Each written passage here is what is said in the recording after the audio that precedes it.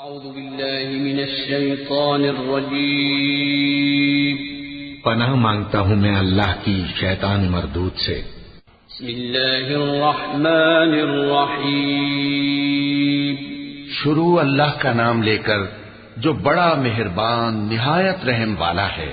قد سمع الله قول التي تجادلك في زوجها وتشتكي إلى الله والله يسمع تحاوركما إن الله سميع بصير الذين يظاهرون منكم من نسائهم ما هن أمهاتهم إن أمهاتهم إلا اللائي ولدنهم وإنهم ليقولون منكرا من القول وزورا وإن الله لعفو غفور والذين يظاهرون من نسائهم ثم يعودون لما قالوا فتحرير رقبة من قبل أن يتماسا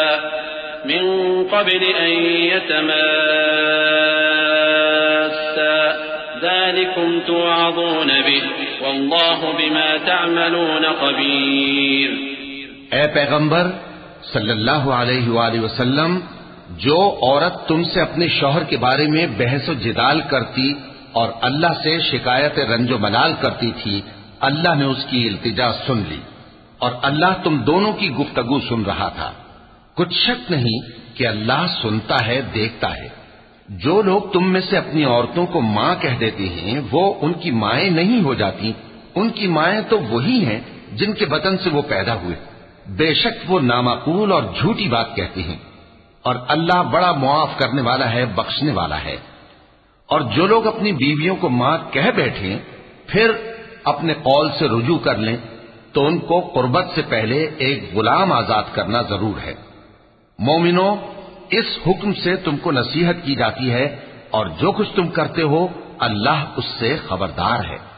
فمن لم يجد فصيام شهرين متتابعين من قبل أن يتماسا فمن لم يستطع فإطعام 60 مسكينا ذلك لتؤمنوا بالله ورسوله وتلك حدود الله وللكافرين عذاب أليم إن الذين يحادون الله ورسوله كبتوا كما كبت الذين من قبلهم وقد أنزلنا آيات بينات وللكافرين عذاب مهين يوم يبعثهم الله جميعا فينبئهم بما عملوا أحصاه الله ونسوه والله على كل شيء شهيد۔ اب جس کو غلام نہ ملے وہ قربت سے پہلے لگاتار 2 مہینے کے روزے رکھے، پھر جس کو اس کا بھی مقدور نہ ہو اسے 60 محتاجوں کو کھانا کھلانا چاہیے۔ یہ حکم اس لیے ہے کہ تم اللہ اور اس کے رسول کے فرما بردار ہو جاؤ، اور یہ اللہ کی حدیں ہیں، اور نہ ماننے والوں کے لیے درد دینے والا عذاب ہے۔ جو لوگ اللہ اور اس کے رسول کی مخالفت کرتے ہیں وہ اسی طرح ذلیل کیے جائیں گے جس طرح ان سے پہلے لوگ ذلیل کیے گئے تھے، اور ہم نے صاف صاف آیتیں نازل کر دی ہیں، اور جو نہیں مانتے ان کو ذلت کا عذاب ہوگا۔ جس دن اللہ ان سب کو جلا اٹھائے گا تو جو کام وہ کرتے رہے ان کو جتائے گا۔ اللہ نے وہ سب کام لکھوا رکھے ہیں اور یہ ان کو بھول گئے ہیں، اور اللہ ہر چیز سے واقف ہے۔ أَلَمْ تَرَ أَنَّ اللَّهَ يَعْلَمُ مَا فِي السَّمَاوَاتِ وَمَا فِي الْأَرْضِ مَا يَكُونُ مِن نَّجْوَى 3 إِلَّا هُوَ رَابِعُهُمْ وَلَا 5 إِلَّا هُوَ سَادِسُهُمْ وَلَا أَدْنَى مِن ذَلِكَ وَلَا أَكْثَرَ إِلَّا هُوَ مَعَهُمْ أَيْنَمَا كَانُوا ثُمَّ يُنَبِّئُهُم بِمَا عَمِلُوا يَوْمَ الْقِيَامَةِ إِنَّ اللَّهَ بِكُلِّ شَيْءٍ عَلِيمٌ أَلَمْ تَرَ إِلَى الَّذِينَ نُهُوا عَنِ النَّجْوَى ثُمَّ يَعُودُونَ لِمَا نُهُوا عَنْهُ ويتناجون بالإثم والعدوان ومعصية الرسول وإذا جاءوك حيوك بما لم يحيك به الله ويقولون في أنفسهم لولا يعذبنا الله بما نقول حسبهم جهنم يصلونها فبئس المصير. کیا تم کو معلوم نہیں کہ جو کچھ آسمانوں میں ہے اور جو کچھ زمین میں ہے اللہ کو سب معلوم ہے؟ کسی جگہ 3 شخصوں کی سرگوشی ہوتی ہے تو اللہ ان میں چوتھا ہوتا ہے، اور جہاں 5 آدمیوں کی سرگوشی ہو تو وہ ان میں چھٹا ہوتا ہے، اور نہ اس سے کم یا زیادہ مگر وہ ان کے ساتھ ہوتا ہے خواہ وہ کہیں ہو. پھر جو کام یہ کرتے رہے ہیں قیامت کے دن اللہ سب ان کو بتائے گا. بے شک اللہ ہر چیز سے واقف ہے. اے پیغمبر صلی اللہ علیہ وآلہ وسلم، کیا تم نے ان لوگوں کو نہیں دیکھا جن کو سرگوشیاں کرنے سے منع کیا گیا تھا، پھر جس کام سے منع کیا گیا تھا وہی پھر کرنے لگے؟ اور یہ تو گناہ اور ظلم اور پیغمبر صلی اللہ علیہ وآلہ وسلم کی نافرمانی کی سرگوشیاں کرتے ہیں. اور جب تمہارے پاس آتے ہیں تو اللہ تعالیٰ کے بتائے ہوئے الفاظ کے بجائے دوسرے الفاظ میں تمہیں دعا دیتے ہیں، اور اپنے دل میں کہتے ہیں کہ اگر یہ واقعی پیغمبر ہیں تو جو کچھ ہم کہتے ہیں اللہ ہمیں اس کی سزا کیوں نہیں دیتا؟ اے پیغمبر صلی اللہ علیہ وآلہ وسلم، ان کو دوزخ ہی کی سزا کافی ہے، یہ اسی میں داخل ہوں گے اور وہ بری جگہ ہے. يا أيها الذين آمنوا إذا تناجيتم فلا تتناجوا بالإثم والعدوان ومعصية الرسول وتناجوا بالبر والتقوى واتقوا الله الذي إليه تحشرون. إنما النجوى من الشيطان ليحزن الذين آمنوا وليس بضارهم شيئا إلا بإذن الله وعلى الله فليتوكل المؤمنون. مومنوں، جب تم آپس میں سرگوشیاں کرنے لگو تو گناہ اور زیادتی اور پیغمبر کی نافرمانی کی باتیں نہ کرنا، بلکہ نیکوکاری اور پرہیزگاری کی باتیں کرنا، اور اللہ سے جس کے سامنے جمع کیے جاؤ گے ڈرتے رہنا. منافقوں کی سرگوشیاں تو شیطان کے اکسانے سے ہیں جو اس لیے کی جاتی ہیں کہ مومن ان سے رنجیدہ ہوں، مگر اللہ کے حکم کے سوا ان سے انہیں کچھ نقصان نہیں پہنچ سکتا. تو مومنوں کو چاہیے کہ اللہ ہی پر بھروسہ رکھیں. يا أيها الذين آمنوا إذا قيل لكم تفسحوا في المجالس فافسحوا يفسح الله لكم وإذا قيل انشزوا فانشزوا يرفع الله الذين آمنوا منكم والذين أوتوا العلم درجات والله بما تعملون خبير. يا أيها الذين آمنوا إذا ناجيتم الرسول فقدموا بين يدي نجواكم صدقة ذلك خير لكم وأطهر فإن لم تجدوا فإن الله غفور رحيم. مومنو، جب تم سے کہا جائے کہ مجلس میں کھل کر بیٹھو تو کھل کر بیٹھا کرو، اللہ تم کو کشادگی بخشے گا. اور جب کہا جائے کہ اٹھ کھڑے ہو تو اٹھ کھڑے ہوا کرو. جو لوگ تم میں سے ایمان لائے ہیں اور جن کو علم عطا کیا گیا ہے اللہ ان کے درجے بلند کرے گا، اور اللہ تمہارے سب کاموں سے واقف ہے.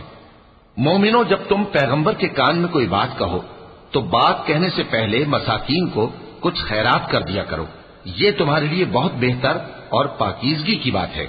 اور اگر خیرات تم کو میسر نہ آئے تو اللہ بخشنے والا مہربان ہے. أأشفقتم أن تقدموا بين يدي نجواكم صدقات فإذ لم تفعلوا وتاب الله عليكم فأقيموا الصلاة وآتوا وأطيعوا الله ورسوله والله خبير بما تعملون. ألم تر إلى الذين تولوا قوما غضب الله عليهم ما هم منكم ولا منهم ويحلفون على الكذب وهم يعلمون أعد الله لهم عذابا شديدا إنهم ساء ما كانوا يعملون اتخذوا أيمانهم جنة فصدوا عن سبيل الله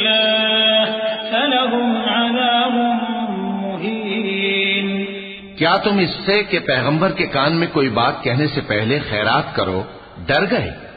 پھر جب تم نے ایسا نہ کیا اور اللہ نے تمہیں معاف کر دیا تو نماز قائم کرتے رہو اور زکوٰۃ دیتے رہو اور اللہ اور اس کے رسول صلی اللہ علیہ وآلہ وسلم کی فرما برداری کرتے رہو، اور جو کچھ تم کرتے ہو اللہ اس سے خبردار ہے۔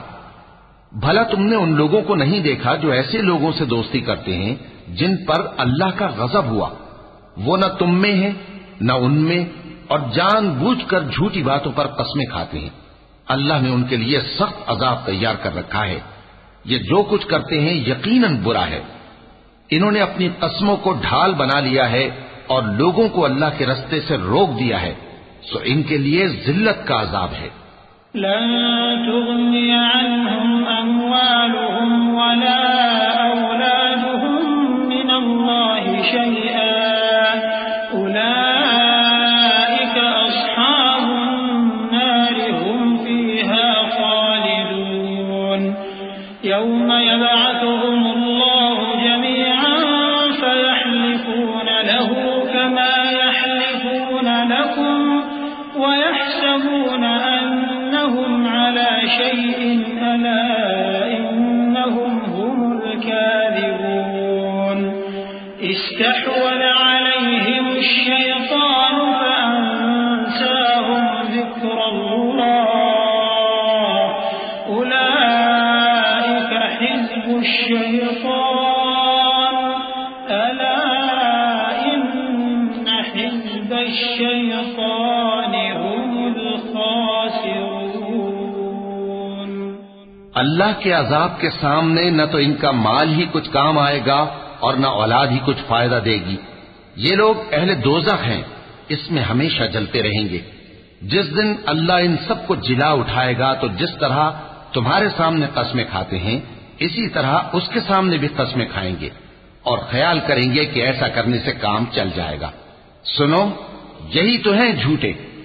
شیطان نے ان کو قابو میں کر لیا ہے اور اللہ کی یاد ان کو بھلا دی ہے۔ یہ لوگ شیطان کا ٹولہ ہے، اور سن رکھو کہ شیطان کا ٹولہ ہی نقصان اٹھانے والا ہے۔ إن الذين يحادون الله ورسوله أولئك في الأذلين كتب الله لأغلبن أنا ورسلي إن الله قوي عزيز لا تجد قوما يؤمنون بالله واليوم الآخر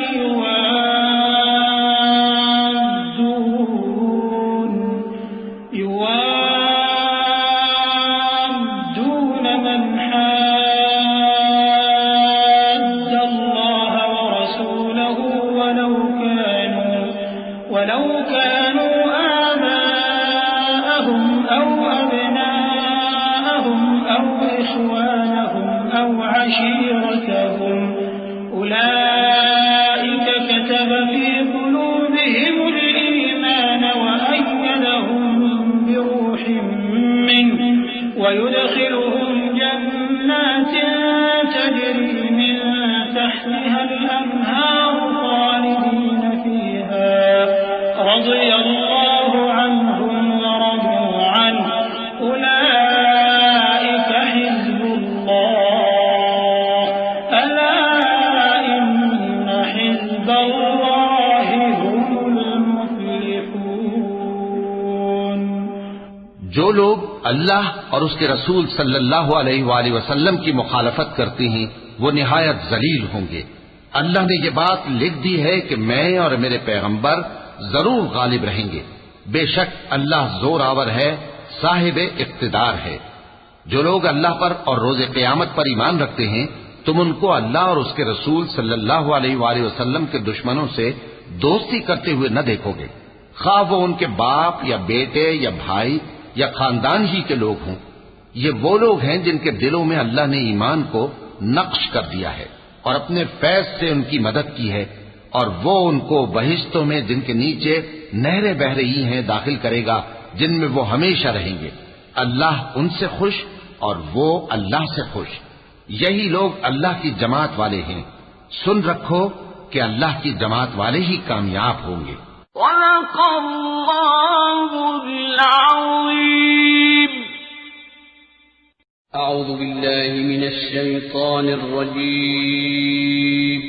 پناہ مانگتا ہوں میں اللہ کی شیطان مردود سے۔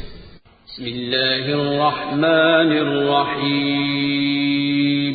شروع اللہ کا نام لے کر جو بڑا مہربان نہایت رحم والا ہے۔ قد سمع اللہ قول التي